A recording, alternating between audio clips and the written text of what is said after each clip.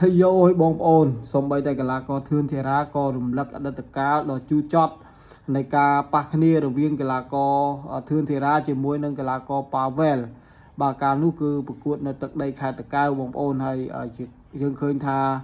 tiền cái là có thương thì ra tiền nẹt quam tro cứ bật chia rùm thốt là cái nạ tha rùm phơ phong bốc pua phong bàដោយសារតែឃើញកីឡាករធឿនធីរ៉ានៅវគ្គចុងក្រោយវគ្គផ្ដាច់ព្រាត់បាទកាលនោះគឺ 8man tournament ដែរបាទគឺកីឡាករធឿនធីរ៉ាគាត់ត្រូវហៅថាកែងបករបស់កីឡាករPavel បាទធ្វើឲ្យកីឡាករធឿនធីរ៉ាបែកផងហើយល្ងឹតមុខឈឹងបាទសូម្បីតែ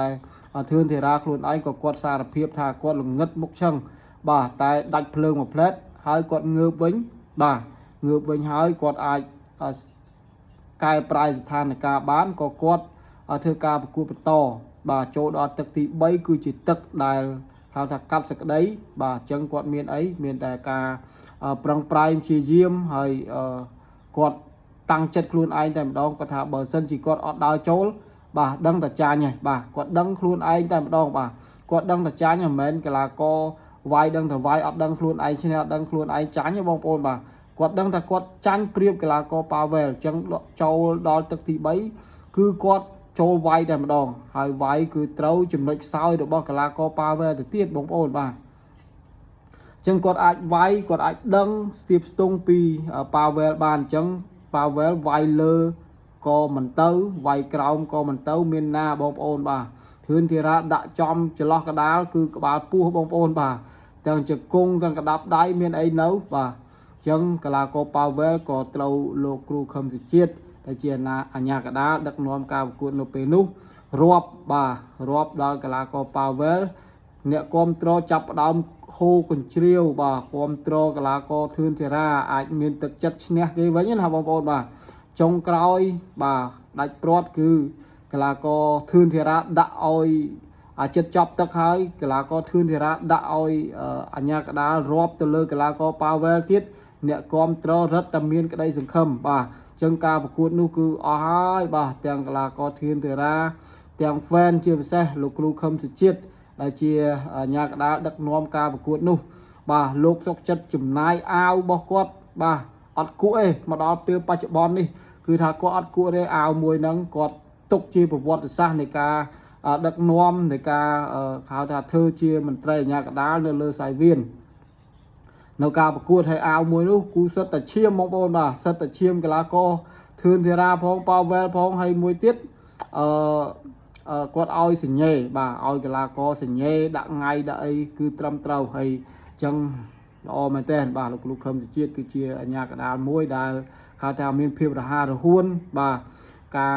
ការសង្គ្រោះកីឡាករអីគឺគាត់ធ្វើបានល្អមែនតើបាទសូមសរសើរហើយតកតងជាមួយនឹងការប្រកួតនោះដែរសម្រាប់កីឡាករធឿនធីរ៉ា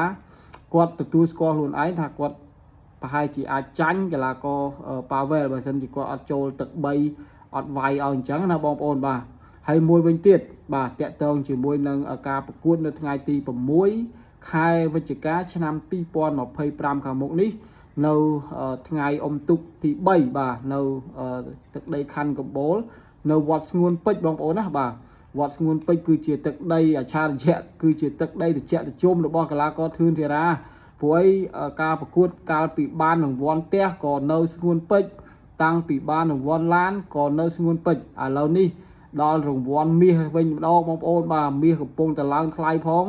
ខាងក្រុមហ៊ុន Gensburg ឧបត្ថម្ភគឺថាដល់កីឡាករធឿនធីរ៉ាបើគាត់អាចឈ្នះ 8man tournament លើកនេះគឺគាត់បានមាសតែមាសនឹងមិនដឹងថាមាសប្រហែល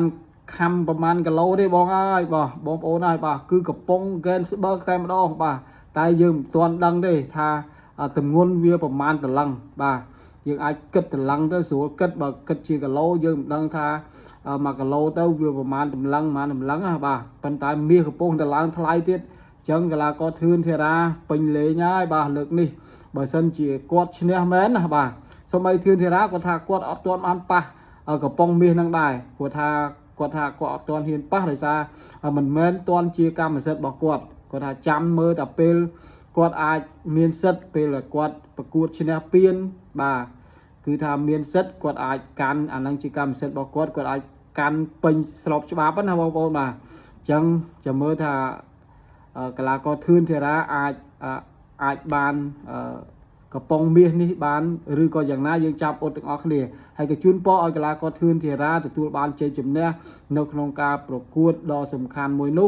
รวมจุ่มวยนังทืนเทราคลุนไอ้ก็ท่าเบอร์เซนจะชูบกระลาก็ปาเวลก็กวดเนอแต่เมียน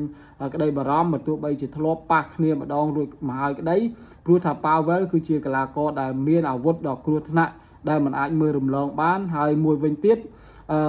ก็ท่าเบอร์เซนจะอาจชูบจุ่มตีมวยได้มาดองบ่าជួบជុំទី1តាមម្ដងព្រោះ Pavel គាត់មើលហៅថាមិនទាន់មើលរំលង Pavel បានទេបើទោះបីជាធ្លាប់ឈ្នះម្ដងរួចមកហើយក្តីបាទអញ្ចឹងវីដេអូនេះមានតែប៉ុណ្្នឹងទេហើយក៏សូមអធិស្ឋានរាល់កំហុសខុសឆ្គងសម្រាប់ការអធិប្បាយរបស់ខ្ញុំបាទនៅពេលនេះសូមអរគុណសូមជម្រាបលាបាទ